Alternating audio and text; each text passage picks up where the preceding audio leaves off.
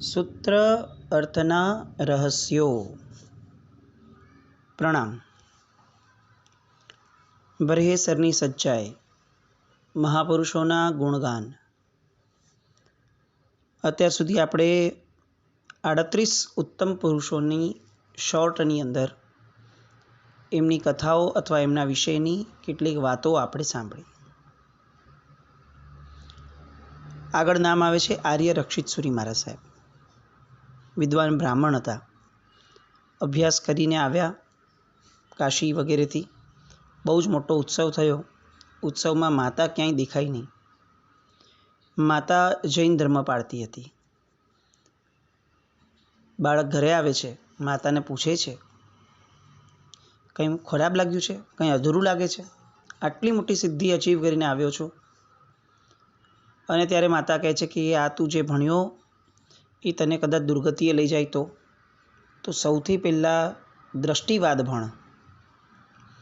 કારણ કે એ વસ્તુઓ ગમે તેટલી સારી આવડે, જો એને વાપરવાની દ્રષ્ટિ નહીં આવે જીવનમાં, એમાંથી સમ્યક શું અને મિથ્યા શું એ ઓળખવાની દ્રષ્ટિ નહીં આવે તો આ જ્ઞાન ડૂબાવી દેશે. દરેક વખતે જ્ઞાન તારે એવું જરૂરી નથી, સમ્યક જ્ઞાન તારે. અને સમ્યક જ્ઞાન માટે માતાએ દ્રષ્ટિવાદ ભણવાનું કહ્યું.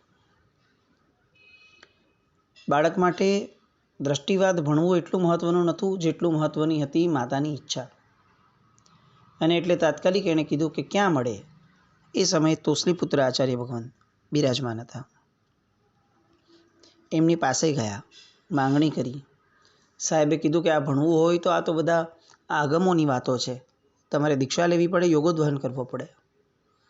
દીક્ષા લીધી.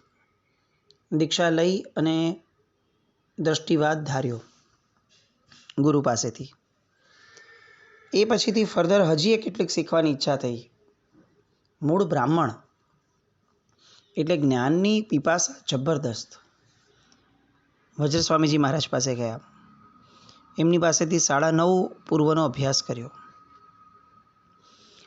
એ પછીથી પોતાના માતા પિતા આદિ આખા કુટુંબને પમાડવા માટે ગામમાં ગયા.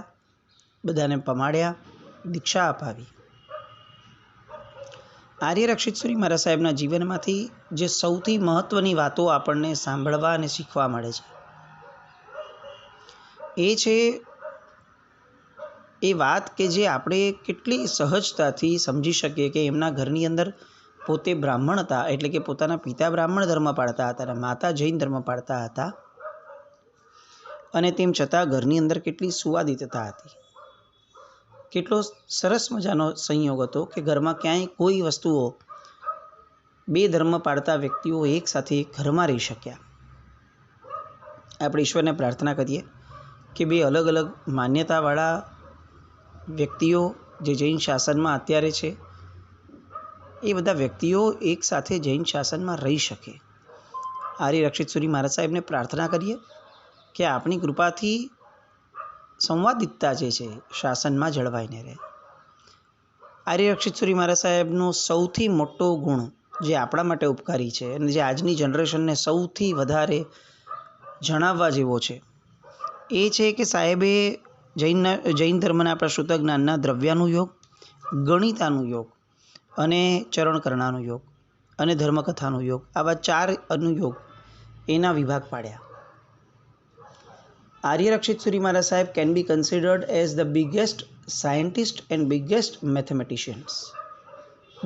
મેથેમેટિશિયન.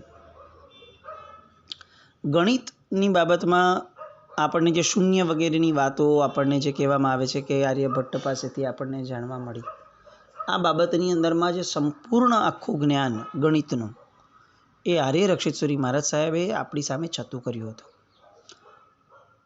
કોણ પહેલું હતું ને કોણ બીજું હતું એ બહુ વિચારવા માટેનો સ્કોપ નથી, કારણ કે બહુ ક્લિયર કટ છે કે આર્ય રક્ષિત સુરી મહારાજ સાહેબ જે જમાનામાં થયા, આજથી 2-2.5 વર્ષ પહેલાંની વાત. પણ આપણને આપણા પૂર્વજોનું બહુમાન ગૌરવ નથી.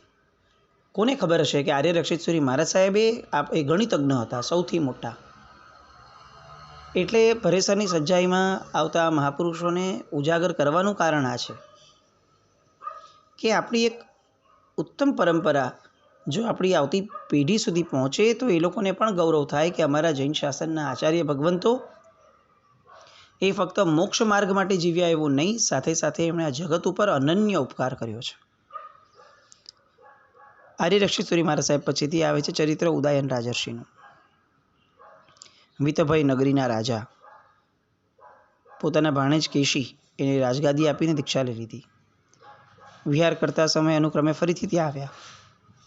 રાજાના મંત્રીને લાગ્યું કે આ રાજ્ય બચાવી પાડશે એટલે એણે વિષ પ્રયોગ કર્યો. દૈવી સહાયથી બચી ગયા. આવા કેટલાક પ્રયોગો થયા, દરેક વખતે બચી ગયા, પરંતુ એકવાર એક વિષ પ્રયોગ સફળ થયો. એમને ઝેર અપાયું એવું ખ્યાલમાં હોવા છતાં શુભ ધ્યાનમાં રહ્યા અને આ અંતિમ રાજર્ષિ આ ભગવાનમાં વર્ધમાન સ્વામીના કાળના એ કાળધર્મ પામી અને સ્વર્ગમાં ગયા. પછીથી આવે છે મનક મુનિનો દ્રષ્ટાંત. શ્રી સ્વયંભવ સુરી મહારાજ સાહેબના પુત્ર અને એમના શિષ્ય. આપણે આ દ્રષ્ટાંત ઘણીવાર સાંભળ્યું છે. પર્યુષણામાં 10 વૈકાલિક સૂત્રની જે રચના થઈ એ મનક વિજયજી મહારાજના મનક મુનિના અન્વયે થઈ હતી.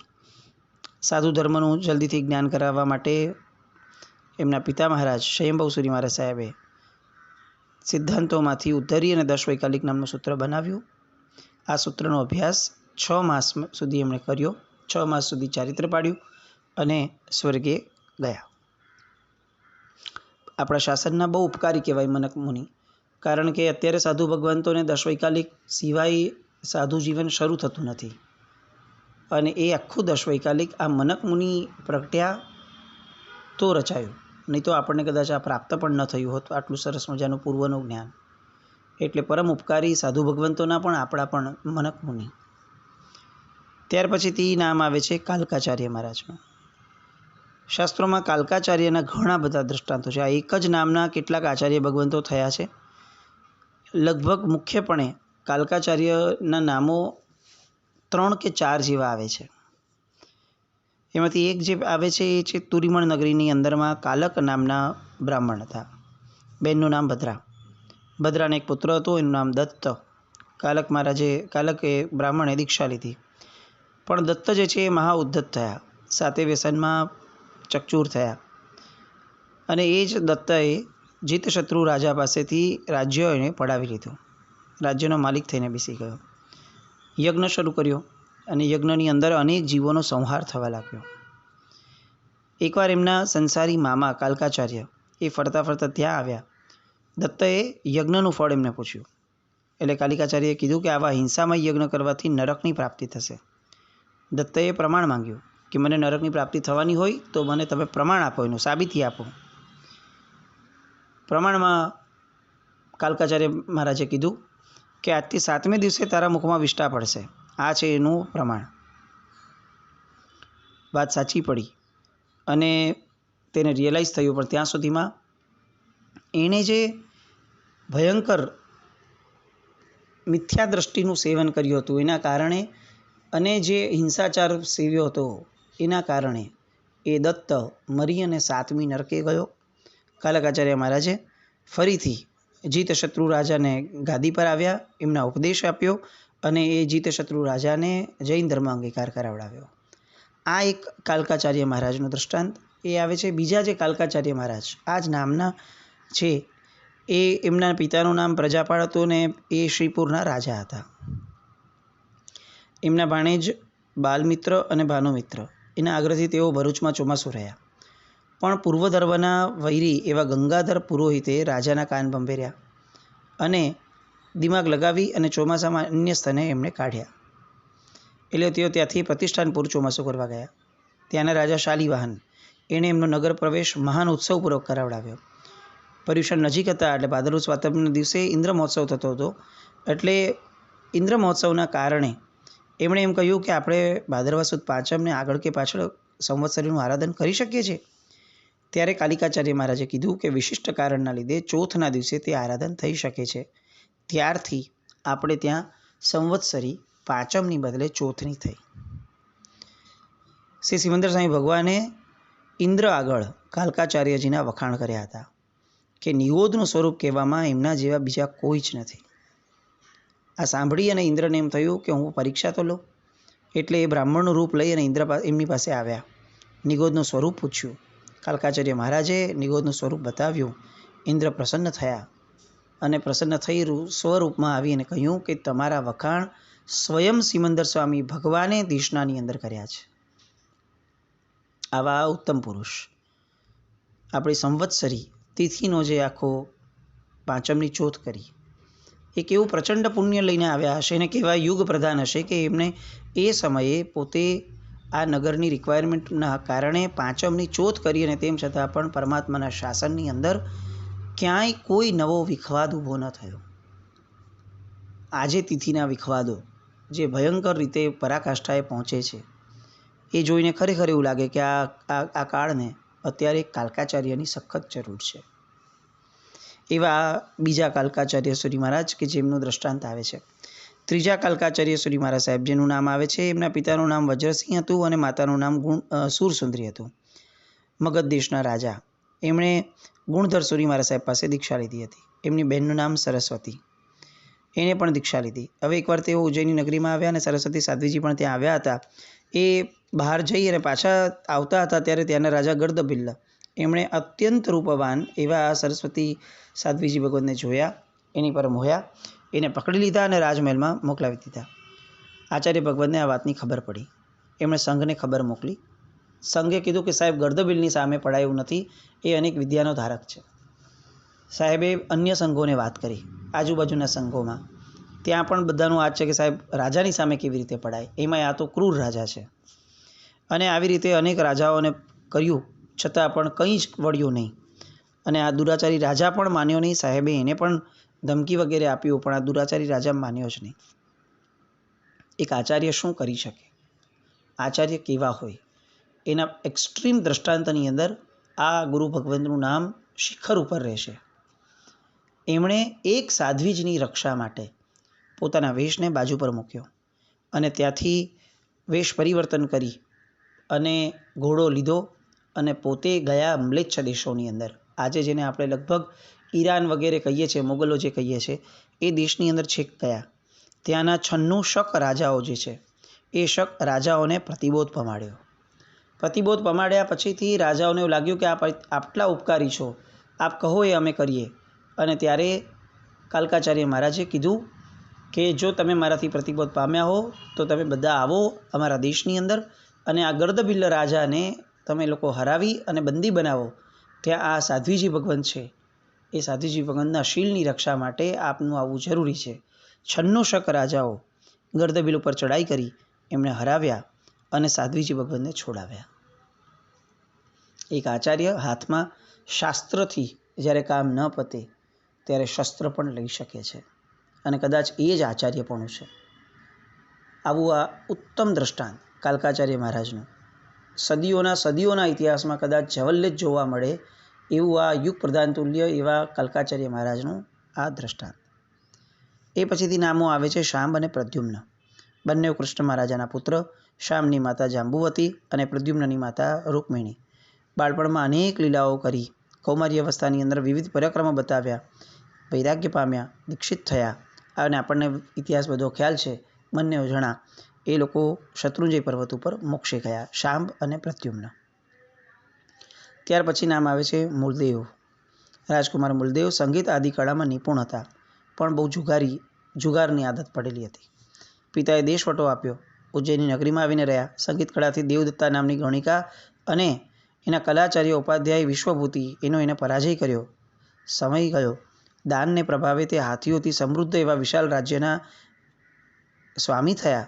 પાછળથી સત્સંગ થયો, વૈરાગ્ય પામ્યા, ચારિત્ર પાડ્યું, સ્વર્ગે ગયા અને એકાવતારી થયા. એટલે સ્વર્ગથી હવે ચેવી જશે અને ચેવીને એક જ ભાવની અંદર મોક્ષે જશે. ચરિત્ર ખૂબ લાંબુ છે. આપણે ધર્મકથામાં આ ચરિત્ર ખાસ લીધેલું હતું મૂળદેવજીનું. પણ આ બધા ચરિત્રોમાંથી શીખવાનું એ છે કે ગમે તેટલી સ્કિલ હોય, સાથે જો ગુણ નથી તો એ સ્કિલ એ આપણને દુર્ગતિગામી બનાવે છે. કદાચ સ્કિલ ઓછી વધતી હોય તો જૈન શાસનમાં એનો કશો વાંધો નથી, પણ ગુણ ઓછા વધતા હોય, જો યોગ્યતા ઓછી વધતી હોય તો એનો બહુ મોટો વાંધો પરમાત્માના શાસનમાં કીધો. મૂળદેવ પોતાના ગુણોને વિકાસ કરી અને ભવિષ્યની અંદર પરમ ગતિને પામવાના. એ પછીથી નામ આવે છે પ્રભુ સ્વામી મહારાજનું. જંબુસ્વામી મહારાજને ત્યાં લગ્ન માટે પહેલી રાત્રિએ ત્યાં 500 ચોરો સાથે ચોરી કરવા ગયા. ત્યાં 9 પરિણીત બધી જ 8 વધુઓને જે વાત કરતા સાંભળ્યા, એક રાત અનેક વાત. આ બધી વાર્તાઓ ધર્મકથામાં તો લીધી જ છે, પણ ખાસ ફરીને વાંચન કરવા જેવી પૂજ્ય બજરંગકર વિજયજી મહારાજ સાહેબની, બજરંગકરસુરી મહારાજ સાહેબની, પ્રિયદર્શનની, આ બધાના લખેલી આ પુસ્તકો ખાસ વાંચવા જેવી 8 વાર્તાઓ જે સામે જંબુસ્વામી અને એમના પત્ની કરે છે. જે સાંભળે છે પ્રભુ ચોર, અને એ પ્રભુને મન થઈ જાય છે કે આવો સંસાર તો હું ત્યાગ કરું. અને ત્યારબાદ એમણે દીક્ષા લીધી. 527 સાથે જે દીક્ષા લીધી હતી જંબુસ્વામી મહારાજે, એ આ 500 ચોરોના નાયક એવા પ્રભુ સ્વામી સાથે થઈ. જંબુસ્વામીની પાટે પોતે આવ્યા અને તેઓ 14 પૂર્વના જાણકાર હતા. એ પછીથી નામ આવે છે વિષ્ણુકુમાર. પભવો વિષ્ણુકુમારો. એ જે વિષ્ણુકુમાર છે, એમના પિતાનું નામ પદ્મોત્તર અને માતાનું નામ જ્વાલાદેવી. શ્રી મુનિસુરત આચાર્ય પાસે દીક્ષા લીધી હતી. તપના પ્રભાવથી અત્યંત લબ્ધિવાળા થયા હતા. એકવાર પૂર્વે એમણે વાદની અંદર જે હરાવ્યા હતા એવા નમુચી નામના પ્રધાને દ્વેષ બુદ્ધિથી જૈન સાધુઓને રાજ્યની હદની બહાર કાઢી મૂક્યા. આ વાતની એમને જાણ થઈ અને તેઓએ જૈન સાધુ ભગવંતોને મદદ માટે તેમને આચાર્ય ભગવંત તેઓ આવ્યા અને નમુચી આગળ માત્ર 3 ડગલા જમીનની માંગણી કરી. નમુચીએ કીધું કે ઠીક છે, 3 ડગલામાં શું મોટી વસ્તુ છે, એટલે એણે આપી. પણ પછી કોપાયમાન થયા. નમુચીએ જે રીતે સાધુ ભગવંતો સાથે મશીરચ્છેદ કર્યા, જે રીતે સાધુ ભગવંતોને જૈન ધર્મ પાળનારાઓને આ દેશની અંદર, એના દેશની અંદર હેરાન કર્યા હતા, એ બધાના કારણે વિષ્ણુકુમાર મુનિ ગુસ્સે થયા અને એમણે વૈક્રિય લપ્તિથી 1,00,000 યોજનનું વિરાટ શરીર બનાવ્યું. એક પગ સમુદ્રના પૂર્વ કાંઠે મૂક્યો, બીજો પગ સમુદ્રના પશ્ચિમ કાંઠે મૂક્યો. આખું ભરત ક્ષેત્ર જે દેખાતું હતું એ આખું ભરત ક્ષેત્ર કવર થઈ ગયું. અને પછી વિષ્ણુકુમાર મુનિ એ નમુચીને પૂછે છે કે બોલ, હવે હું ત્રીજું પગલું ક્યાં મૂકું? અને ત્યારે નમુચી કંઈ જવાબ મૂકે એ પહેલાં નમુચીના મસ્તકે પગ મૂક્યો. નમુચી મર્યો અને મરીને નરકે ગયો.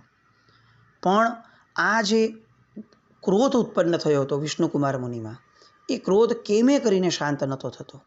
નમુચીને મૃત્યુદંડ આપવા પછી પણ વિષ્ણુકુમાર મુનિનો ક્રોધ શાંત ન થતાં, એક તો 1,00,000 યોજનનું શરીર બનાવ્યું છે, એટલે હવે દેવોને એમ લાગ્યું કે જો આ ક્રોધ શાંત નહીં થાય તો આ સૃષ્ટિ વિનાશ પામી જશે.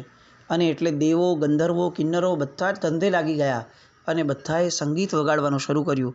અને સંગીત સાંભળતા તેઓનો ક્રોધ શાંત થયો. ત્યાર પછી તપશ્ચર્યા કરી, શુદ્ધ ચારિત્ર પાડ્યું અને એ જ ભવની અંદર મોક્ષે ગયા. આ દ્રષ્ટાંત આપણને અજૈન ચરિત્રોમાં પણ સાંભળવા મળે છે અલગ રીતે. મૂળમાં આ દ્રષ્ટાંત આપણું વિષ્ણુકુમાર મુનિ 3 ડગલા, અને 3 ડગલાની અંદર નમુચીને જે એમણે સજા આપી, એ સજાની આખી વાત આ આપણે ત્યાં આવે છે. અજૈન દ્રષ્ટાંતોમાં આ જ વસ્તુને કંઈક અલગ રીતે આખી મૂકી અને કેટલાક તહેવારો એમને ત્યાં ઉજવવાના આવે છે. આ વિષ્ણુકુમાર મુનિનું દ્રષ્ટાંત. એની પછીથી આવે છે આદ્રકુમાર મુનિ. આપણે લગભગ ચરિત્ર જાણીએ છીએ. અનાર્ય દેશમાં જન્મેલા રાજકુમાર હતા. એમના પિતાને અને શૈણિક રાજાને પરસ્પર મૈત્રી પણ હતી અને વ્યાપારની પણ વ્યવહાર હતો એ લોકોનો. શૈણિક કુમાર અને આદ્રકુમારને પણ મૈત્રી બંધાઈ. એ સમયે શૈણિક કુમારને લાગ્યું કે અનાર્ય દેશમાં જન્મેલો આ આદ્રકુમાર કેટલો ગુણિયલ છે, તો એ ગુણો ક્યાંથી આવ્યા હશે? પૂર્વ ભાવમાં ક્યાંક ને ક્યાંક એને પરમાત્માનું સ્મરણ અથવા પરમાત્માનું ભક્તિ, પરમાત્માનું ગુણગાન કર્યું જ હશે. અને એના કારણે એને કંઈક સરસ આલંબન આપવા માટે અનાર્ય દેશની અંદર શૈણિક કુમારે યુક્તિપૂર્વક પરમાત્માનું બિંબ મોકલાવ્યું. બિંબને જોયું, આદ્રકુમારને વૈરાગ્ય થયો, પૂર્વ ભાવનું સ્મરણ થયું અને ત્યાંથી તરત જ એમણે આર્ય દેશમાં આવી અને દીક્ષા લીધી. વર્ષો સુધી દીક્ષા પાડી, પણ પછી ભોગાવલી કર્મનો ઉદય થયો અને એમણે દીક્ષા છોડવી પડી. શું ગજબના કર્મ અને કર્મસત્તા! જેમણે અનાર્ય દેશમાંથી આવીને આર્ય દેશમાં દીક્ષા લીધી હતી, એવી જબરદસ્ત જેની દીક્ષા માટેની તલબ હતી, એમણે પણ કર્મના ઉદય થતાં દીક્ષા છોડવી પડી. દીક્ષા છોડી અને એમણે ભોગાવલી કર્મનો ઉદય થતાં લગ્ન કર્યા. બાળક થયો. બાળકના સ્નેહબંધનમાં બંધાયા 12 વર્ષ સુધી બાળકના સ્નેહબંધનમાં પડ્યા રહ્યા અને ત્યારબાદ અચાનક એક નિમિત્ત મળતા, સાવ નાનકડું નિમિત્ત મળતા ભોગાવલી કર્મ પૂર્ણ થયા છે અને એટલે હવે તેમને કોઈ રોકી શકે એમ નથી. આદ્રકુમારે ફરી દીક્ષા લીધી અને દીક્ષા લીધા પછીથી અનેક જીવોને પ્રતિબોધ પમાડ્યા. એ સમયે વાત આવે છે કે જ્યારે ગોશાળો વર્ધમાન સ્વામી ભગવાનની સાથે હતા, ગોશાળો, એ ગોશાળાને પણ એમણે જે એનો ગોશાળાનો નિયતિવાદ હતો એ નિયતિવાદની સામે કેટલીક દલીલો, પ્રતિપક્ષી દલીલો કરી અને વાદ કર્યો હતો અને ગોશાળાને પરાસ્ત કર્યો હતો. આવા આ આદ્રકુમાર અને એમનું નામ સવારમાં લેવાથી એ અનાર્ય ભૂમિમાં જન્મ્યા હોવા છતાં મોક્ષની આટલા નજીક પહોંચી ગયા. આપણે આર્યભૂમિમાં જન્મ્યા છીએ, આપણે કેટલા મોક્ષથી નજીક આવ્યા એ ચેક કરવું એ આપણી પરમ કર્તવ્યની ધારા છે. ત્યારબાદ 49મું નામ આવે છે દ્રઢ પ્રહારી.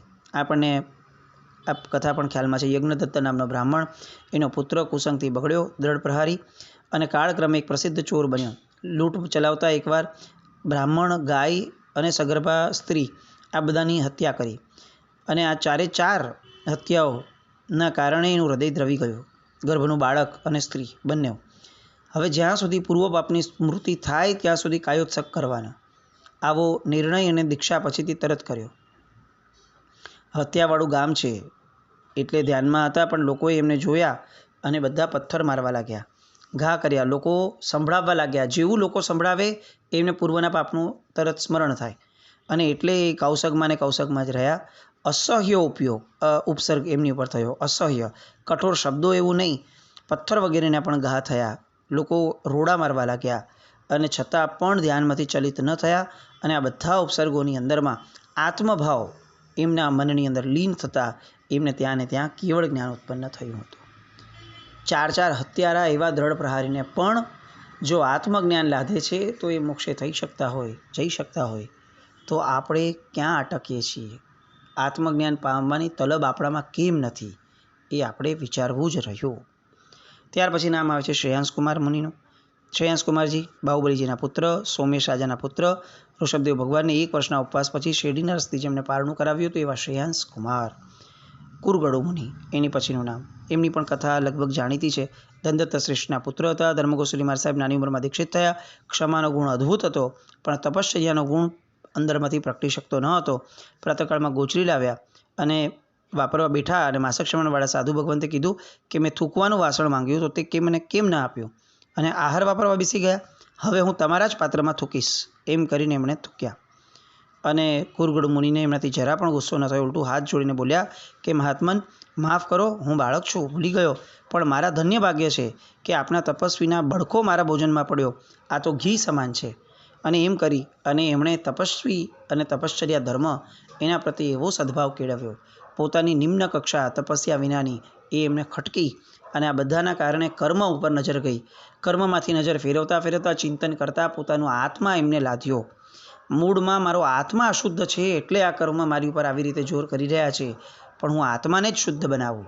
આ ધારામાં લીન થતાં કુરગડુ મુનિને કેવળ જ્ઞાન પ્રાપ્ત થયું. ત્યાર પછી નામ આવે છે સ્વયંભવ સુરી મહારાજ સાહેબ. એઓ પ્રભવ સ્વામીના પટ્ટધર શિષ્ય, પૂર્વ અવસ્થામાં કર્મકાંડી બ્રાહ્મણ હતા. પછી સમસ્ત જૈન શાસનનો ભાર એમણે વહન કર્યો. ભગવાન કાઢવાના હતા અને એમને સ્વયંભવ બ્રાહ્મણને દીક્ષા ધર્મમાં લાવવાના હતા. એટલે આખી સરસ વાર્તા પર્યુષણાના કલ્પમાં આખી વાત આવે છે. એટલે પછી એમણે દીક્ષા લીધી ને એમનો પુત્ર મનક, એ મનકની વાત આપણે હમણાં જ જોઈ અને 10 વૈકાલિક સૂત્રોની રચના સાહેબે કરી હતી. એટલે આવો પવિત્ર આગમ આપણને પૂજ્ય સ્વયંભવ સુરી મહારાજ સાહેબની કૃપાથી મળ્યો. છેલ્લું નામ જે આવે છે મેઘકુમાર, એ પણ જાણીતું નામ છે, જાણીતી કથા છે. ક્ષણિક રાજાના ધારિણી નામની રાણીના પુત્ર હતા. ઉચ્ચકાલીન 8 કુમારીઓને એક સાથે પરણ્યા હતા, પણ વર્ધમાન સ્વામી ભગવાનની દેશના સાંભળી, માતા પિતાની અનુમતિ મેળવી, દીક્ષા લીધી, સ્થવિર સાધુઓ પાસે મૂક્યા. પણ રાત્રિના સમયે એ નવદીક્ષિત મેઘકુમારનો સંથારો છેલ્લો હોવાના કારણે છેક બારણા ઉપર એમનો વારો આવ્યો.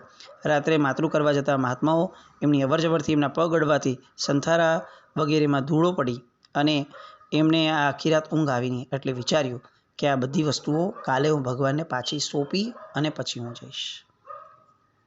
એક હતું મરીચીનું દ્રષ્ટાંત. કે જેને પોતાને એવું લાગ્યું કે આ મારાથી પડાતું નથી, તો એણે પોતે પોતાની કલ્પનાથી નવો વેશ લઈ લીધો. અને બીજું છે મેઘકુમારનું દ્રષ્ટાંત. એને ન ફાવ્યું તો પોતાની રીતે ઘરે વહી જવાની વાત નહીં, મને જેમણે સોંપ્યું છે, આપ્યું છે, એમને હું જ્યાં સુધી પરત ન સોંપું ત્યાં સુધી મારાથી પાછા ન જવાય. મરીચીનું દ્રષ્ટાંત એ સ્વચ્છંદ દેખાડે છે. મેઘકુમારનું દ્રષ્ટાંત એ સમર્પણ બતાવે છે. આપણા જીવનની અંદરમાં મરીચી જેવી બુદ્ધિ રાખવી, પોતાની રીતે નિર્ણયો લઈ લેવા, ગુરુ તરીકે કોઈને સ્થાપિત જ ન કરવા, એ વધારે ચાલે છે કે પછી મેઘકુમાર જેવું છે કે જેમાં એકવાર ગુરુ નક્કી કર્યા, ગુરુએ જે કીધું એ કદાચ પાળવાની સક્ષમતા ન હોય તો પણ માથે ગુરુને રાખવા જ, અને ગુરુને જ નિર્ણય જણાવો કે મને હવે આ નથી ફાવતું, સાહેબ આપ રસ્તો કાઢો. આવું સરસ મજાનું સમર્પણ એમને ફળ્યું. અને સવારે ભગવાનને કીધું, પણ ભગવાનને કહેવા જાય એ પૂર્વે જ ભગવાને સામે ચડીને મેઘકુમારને એમના પૂર્વભાવ વગેરે કીધા અને સરસ મજાની એ ભવની અંદર વયાવચ વગેરે કરી અને ચારિત્રનું નિરતિચાર પાલન કરી સ્વર્ગે ગયા. ત્યાંથી મહાવિદ્ય ક્ષેત્રમાં ઉત્પન્ન થશે અને તરત જ મોક્ષે જશે. આવું આ સુંદર મજાનું દ્રષ્ટાંત ભરેસરની સજ્જાઈમાંથી મહાપુરુષોના જેટલા પણ કથાનક છે એ કથાનક અહીંયા પૂર્ણ થયા. હવે મહાસતીજીઓના દ્રષ્ટાંતમાં આપણે આવતા વખતે આગળ વધીએ. જીનાગ્રહ કંઈ પણ બોલાય તો મિચ્છામિ દુક્કડમ. જૈનમ જયતિ શાસ્ત્રી.